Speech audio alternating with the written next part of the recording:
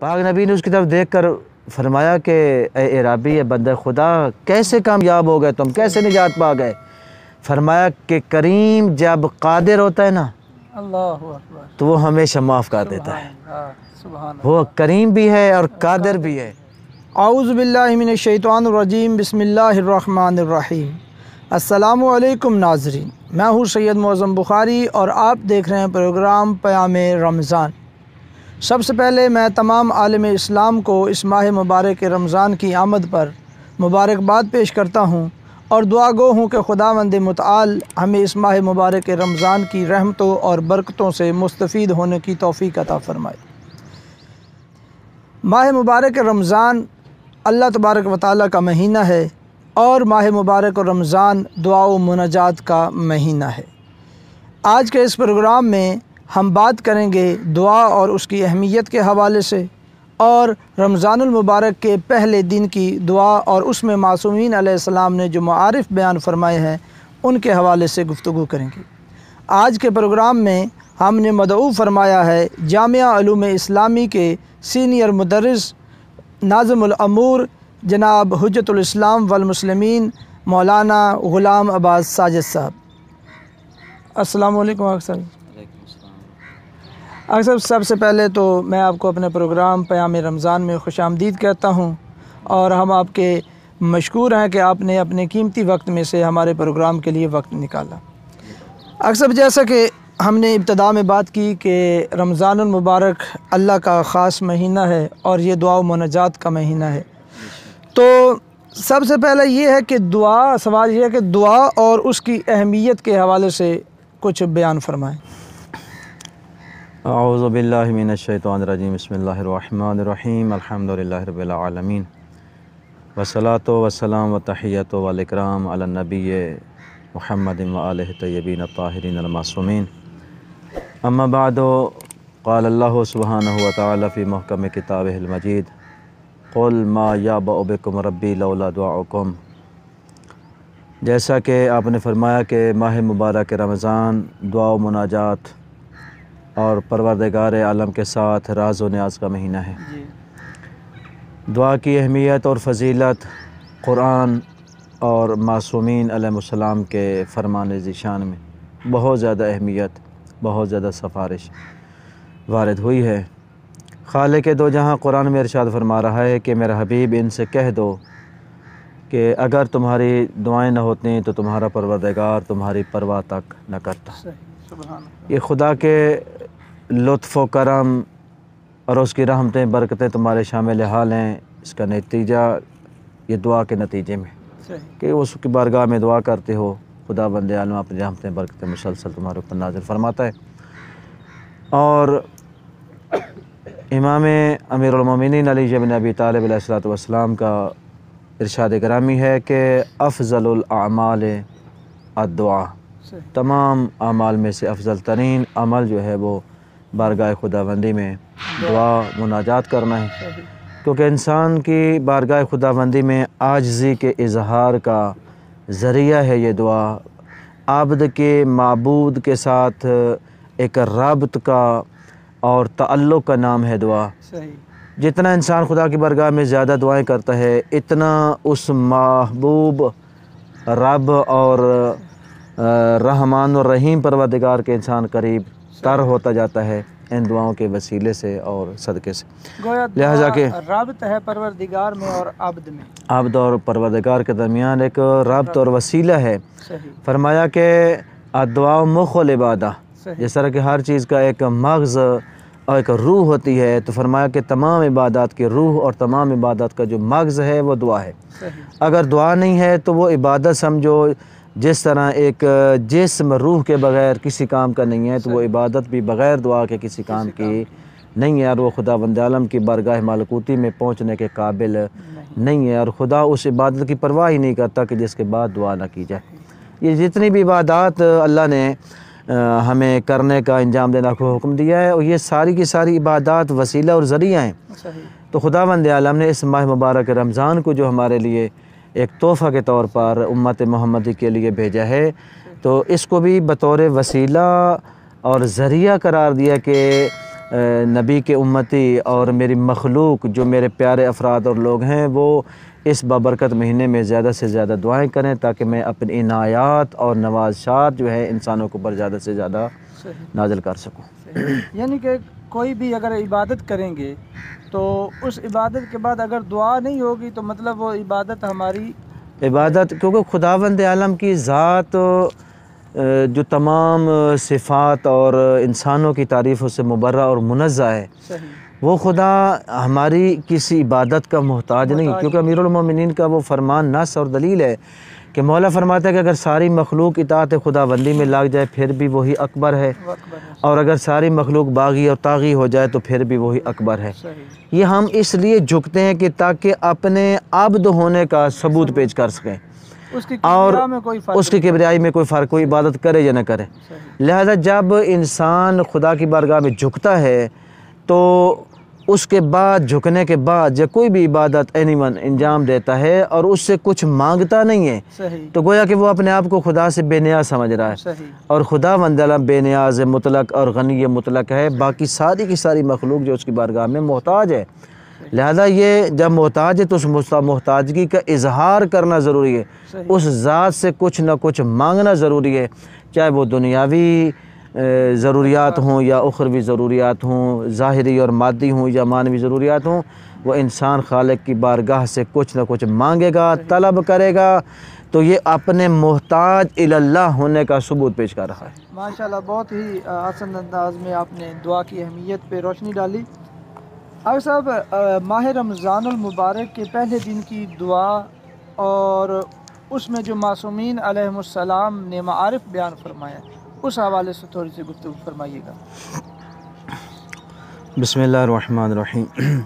ماہ مبارک رمضان میں ویسے تو بہت زیادہ، جیسے کہ میں نے پہلے عرض کیا، دعا و مناجات کا مہینہ ہے، صحیح، تو ہر دن کی ایک مخصوص مختصر دعا جو معصوم سے مروی ہے اور اس کو پڑھنے کا حکم ہے، اور اس میں بہت زیادہ مارے بیان ہوئے ہیں۔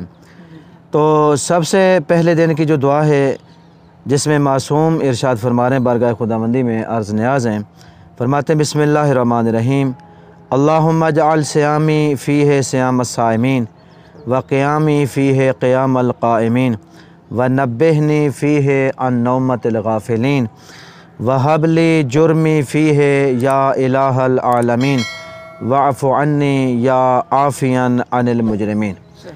یہ انتہائی مختصر مگر جامع ترین دعا ہے کہ جس میں معصوم نے خدا کی بارگاہ میں ایک دعائیہ انداز میں بہت زیادہ معارف کی طرف اشارہ فرمایا ہے۔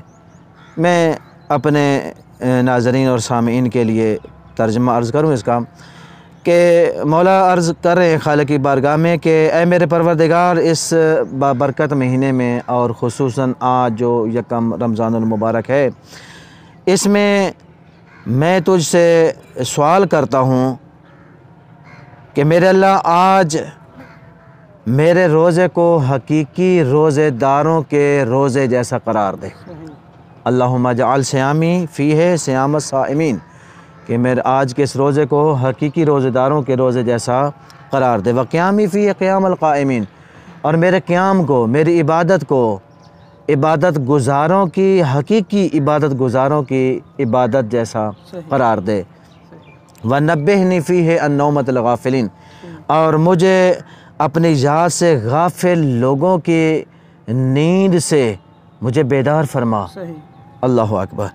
وَهَبْ لِي جُرْمِي فِيهِ یا الہ العالمین، اے تمام عالمین کے معبود و پروردگار، مجھے آج کے دن میں، یکم رمضان المبارک کے دن میں، میرے جرم کو، میرے گناہوں کو معاف فرما دے۔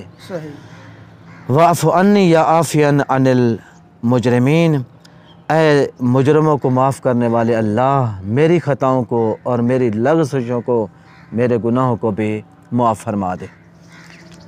صاحب، اس دعا میں ہمارے لیے عملی زندگی میں کون سے موضوعات نکلتے ہیں جس پر عمل پیرا ہو کر ہم دنیا اور آخرت میں کامیابی حاصل کر سکتے ہیں؟ احسان عزیزم، اس میں ویسے تو بہت سارے معارف اگر انسان باریکی میں جائے تو، لیکن مین 4 موضوع اور 4 عنوان جو ہیں وہ ہمارے لیے عملی زندگی میں بہت زیادہ مددگار ثابت ہو سکتے ہیں، کہ جن پر عمل پیرا ہو کے ہم دنیا اور آخرت کی کامیابی حاصل کر سکتے ہیں۔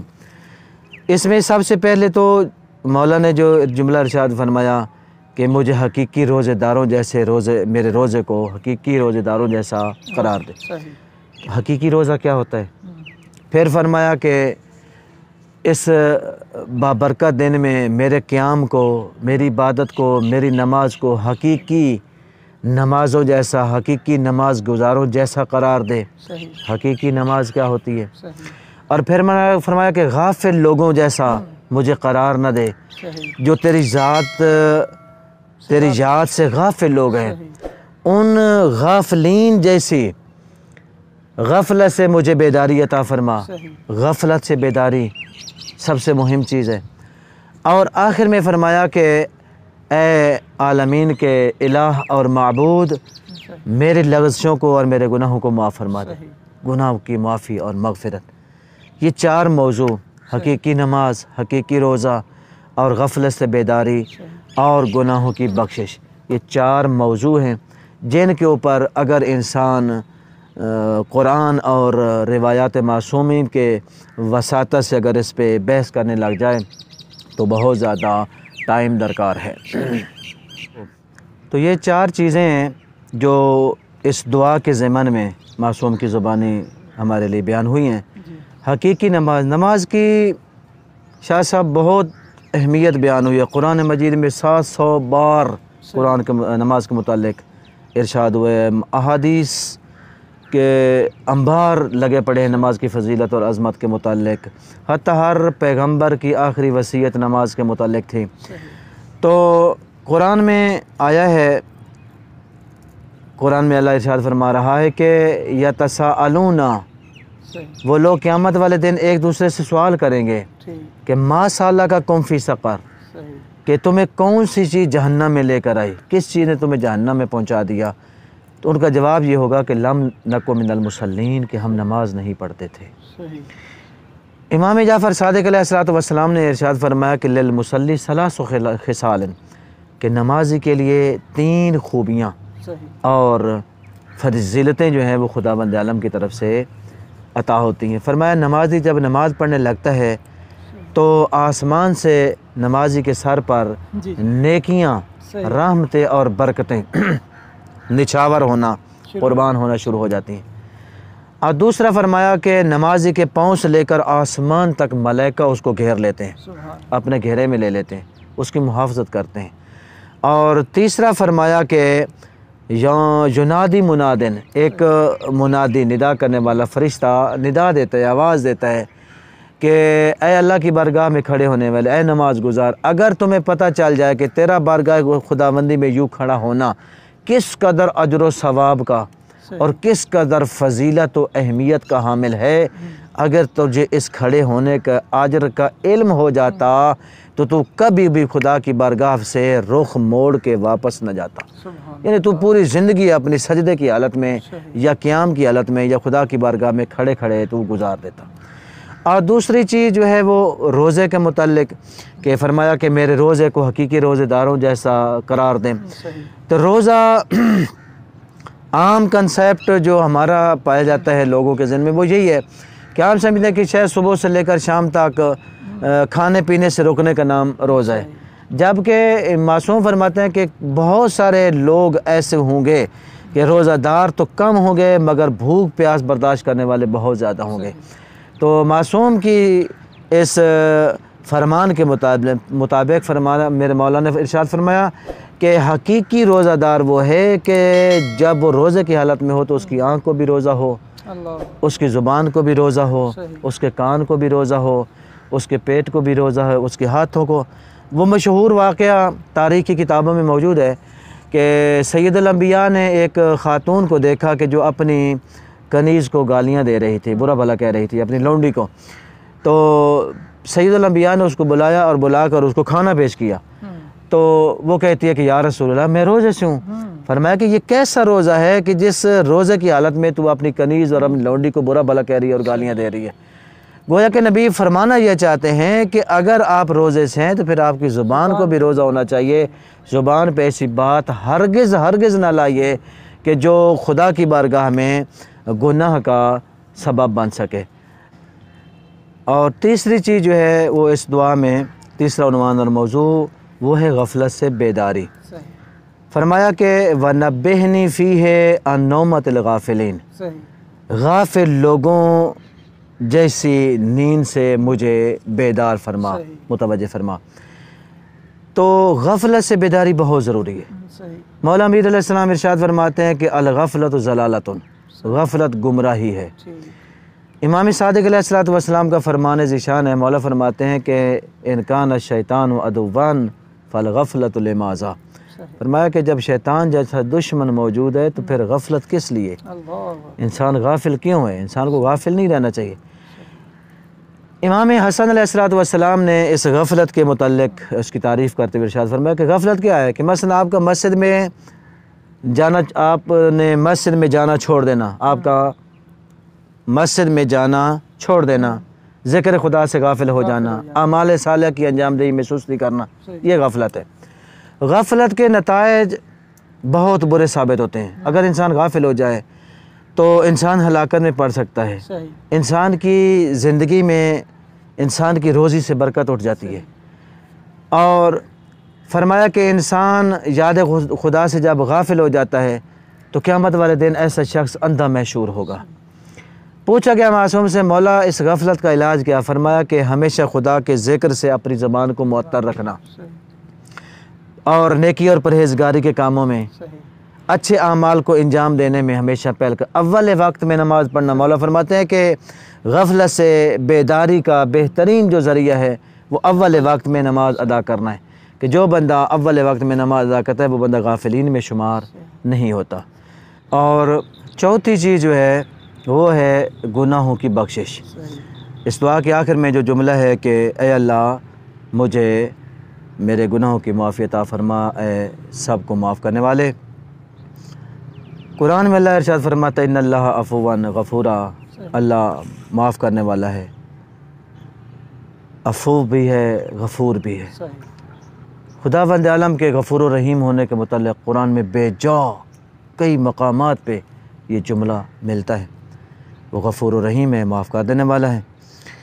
اور مولا امیر المومنین بھی اللہ کی بارگاہ میں جب التجا کرتے ہیں تو مولا اللہ کی بارگاہ میں عرض کرتے ہیں کہ میرے اللہ مجھے میرا حساب اپنے عادل کے ذریعے نہ لینا بلکہ میرا حساب اپنے عفو و کرم کے ذریعے لینا، کیونکہ وہ غفور و رحیم مالک، اس کی بارگاہ میں انسان ہر وقت دست بدعا اور معافی کا طلبگار رہتا ہے اور رہنا چاہیے. ایک عرب دیہاتی اعرابی پاک نبی کی بارگاہ میں آتا ہے اور آ کر عرض کرتا ہے یا رسول اللہ بروز محشر مخلوقات کا حساب و کتاب کون لے گا؟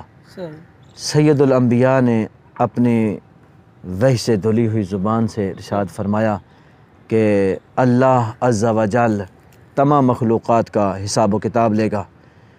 اس بندے کی زبان سے بے ساختہ یہ جملہ نکلا کہ رب کعبہ کی قسم ہم نجات پا گئے. سبحان اللہ. یہ جملہ یا مولا امیر المومنین نے وقت آخر سجدے کی حالت میں ضرب لگنے پہ ارشاد فرمایا تھا، یا پھر اس شخص نے کہ رب کعبہ کی قسم ہم نجات پا گئے. پاک نبی نے اس کی طرف دیکھ کر فرمایا کہ اے اعرابی، اے بندہ خدا، کیسے کامیاب ہو گئے تم، کیسے نجات پا گئے؟ فرمایا کہ کریم جب قادر ہوتا ہے نا اللہ اکبر تو وہ ہمیشہ معاف کر دیتا ہے. وہ کریم بھی ہے اور قادر بھی ہے، لہذا ہمیں یقین ہے کہ وہ ہماری لغزشوں کو، ہمارے گناہوں کو معاف کر دے گا. لہذا آج میں دنیا میں اس وقت کے آنے سے پہلے کہہ رہا ہوں کہ اللہ کا فضل ہے کہ ہم کامیاب ہو گئے. امام جعفر، آخری بات اور آپ کی زحمت تمام. امام جعفر صادق علیہ السلام ارشاد فرماتے ہیں کہ اگر تم چاہتے ہو کہ اللہ تمہارے گناہوں کو اور تمہاری خطاؤں کو معاف کرے تو فرمایا کہ تم اللہ کے بندوں کو معاف کرنا سیکھو. اللہ کی اس معافی سے اور اللہ کی اس بخشش سے عبرت حاصل کرو. اگر تم اس بات کو پسند کرتے ہو کہ اللہ تمہیں معاف کرے تو تم پہلے اس دنیا میں رہ کے اللہ کے بندوں کو معاف کرنا سیکھو. جب تم اس دنیا میں اللہ کے بندوں کو معاف کرو گے تو بروز معاشر اللہ بھی تمہارے گناہوں سے صرف نظر کرے گا. دعا ہے پروردگار عالم بحق چاردہ معصومین علیہ الصلوۃ والسلام ہمیں اس ماہ مبارک رمضان میں زیادہ سے زیادہ دعائیں کرنے کی اور کسب فیض کرنے کی توفیق عطا فرمائے، اور اس بابرکت مہینے کے صدقے میں اور محمد و آل محمد کی عزت و عظمت کے صدقے میں خالق ہمیں معاف فرمائے. آمین یا رب العالمین. ماشاءاللہ صاحب نے بہت ہی آسان انداز میں دعا کی اہمیت اور رمضان المبارک کے پہلے دن کی دعا اور اس میں جو معارف معصومین علیہ السلام نے بیان فرمایا بہت ہی آسان انداز میں آپ نے بیان فرمائے. میں ایک مرتبہ پھر آپ کا شکریہ ادا کرتا ہوں کہ آپ ہمارے پروگرام میں تشریف لائے. اور اسی کے ساتھ ناظرین آج کے ہمارے پروگرام کا وقت ختم ہوتا ہے. انشاءاللہ آپ سے ملاقات ہوگی نیکسٹ ویڈیو میں. تب تک کے لیے اللہ حافظ.